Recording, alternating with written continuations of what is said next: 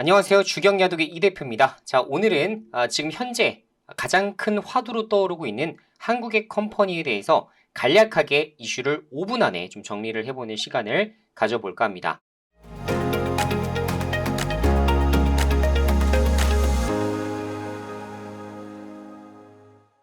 자, 한국앤컴퍼니는 한국타이어그룹 지주사로서 경영권 분쟁, 즉 형제난이 발생하고 있는 기업 중에 하나입니다.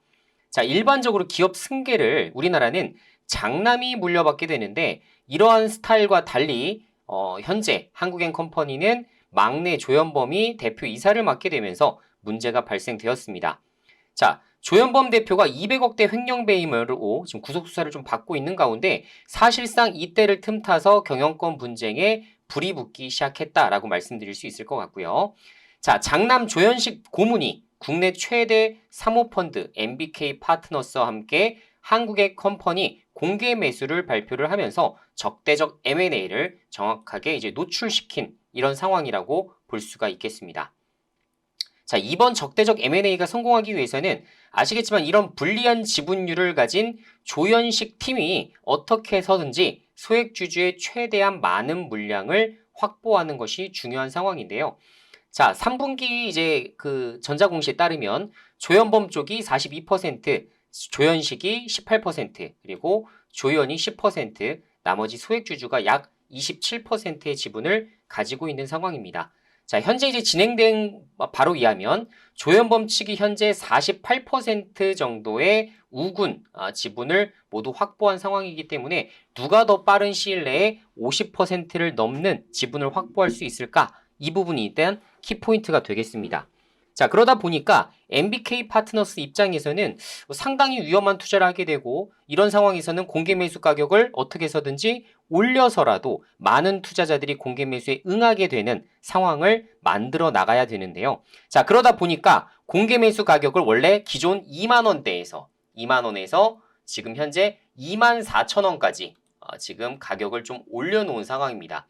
자, 현재 이제 차트 보면 아시겠지만 24,000원 부근까지 주가가 올라갔다가 다시 큰 조정을 받게 되면서 17,000원 정도 주가 수준에서 움직이고 있는데요. 자, MBK 파트너스가 이렇게 위험한 투자를 진행하는 이유는 본인들이 어느 정도의 시스템, 장치를 보유했기 때문입니다.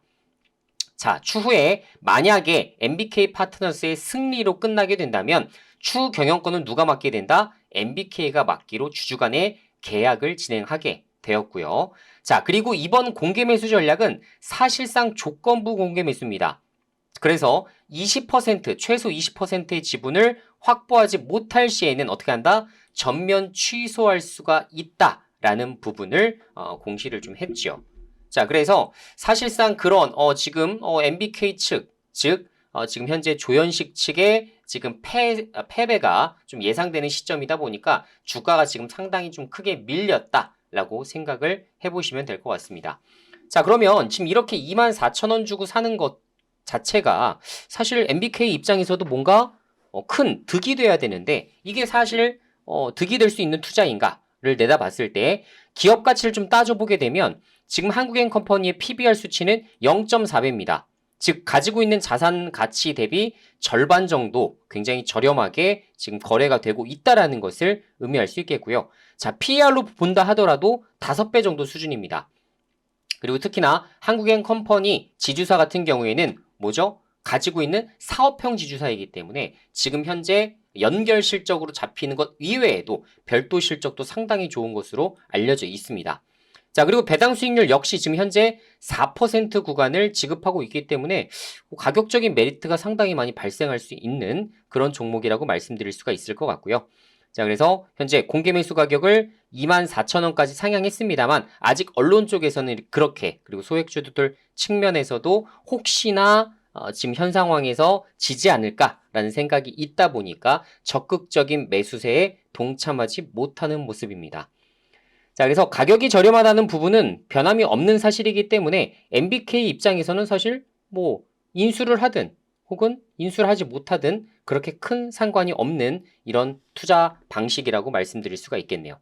자, 예전에 이제 한진칼 쪽도 마찬가지로 경영권 분쟁이 좀 발생했었는데 이 당시에는 한진칼의 주가가 무려 PBR이 4배가량, 까지도 올라갔었기 때문에 그것과 비교했을 때에는 지금 현재 한국앤컴퍼니는 이렇게 올랐음에도 불구하고 상당히 저평가를 받고 있다. 그만큼 아주 우리나라 주식시장에서 굉장히 좋지 못한 이런 상황이라고 볼 수가 있겠죠. 자, 그래서 투자 전략을 좀 보게 된다면 사실상 공개 매수가 현재로서는 쉽지 않은 상황이다 라고 보는 시각들이 좀 우세하고요. 조양래 명예회장이 현재 시장에서 지분 매입을 계속하게 되면서 지금 현재 앉혀놨던 조현범 이사의 우군으로서 지금 잘 활동을 좀 하고 있습니다. 다만 한국거래소에서 조양래 회장이 현재 시세 조종 혐의로 특별 심리가 착수된 가운데 혹시 공개 매수 방해를 위한 시세 조종 의도가 있는지를 지금 파악하고자 관련된 수사를 시작하고 있는 모습입니다. 자, 개인적으로 좀 아쉬운 점을 좀 말씀을 드려보자면 이번 공개 매수가 성공해야만 사실상 정말 한국 지주사들도 마찬가지고 한국 기업들 대다수가 마찬가지지만 상장해놓고 오히려 세금이라든지 이런 부분 때문에 어떻게 해요? 자체적으로 일부러 기업 가치를 높이지 못하게 만드는 상황들을 많이 만들어 두곤 하는데 이런 것들이 사실 이런 공개 매수가 성공이 되어야만 추후에 PBR이 낮은 지주사라든가 저평가 의도가 명확한 상장사들의 태도 변화에 영향을 줄 수 있었을 텐데 이런 부분 좀 아쉽습니다. 그리고 현실적으로 실패 확률이 높아 보여서 불합리한 한국 주식시장에 대한 기업들에게 경종을 울리는 것 역시 상당히 어려울 것으로 보여집니다. 만약에 대주주 양도세 완화 부분이 조금 발표가 일찍 나왔다면 사실상 한 100억 이상 자금을 운영하고 있는 슈퍼개미급 투자자들이 이런 부분에 대거 참여해서 공개 매수 성공 가능성을 드높일 수 있었을 텐데 이런 부분이 너무나 늦게 발표되는 것 역시 너무나 좀 안타까운 이런 부분 중에 하나가 아닐까 싶습니다. 자, 오늘 간단하게 한국앤컴퍼니 상황에 대해서 간략하게 이슈를 체크해 봤고요. 자, 추후에도 좋은 경제정보, 주식정보를 받고 싶으신 분들은 좋아요, 구독하기 누르셔서 추후에도 좋은 정보 가장 발빠르게 받아보시기 바라겠습니다.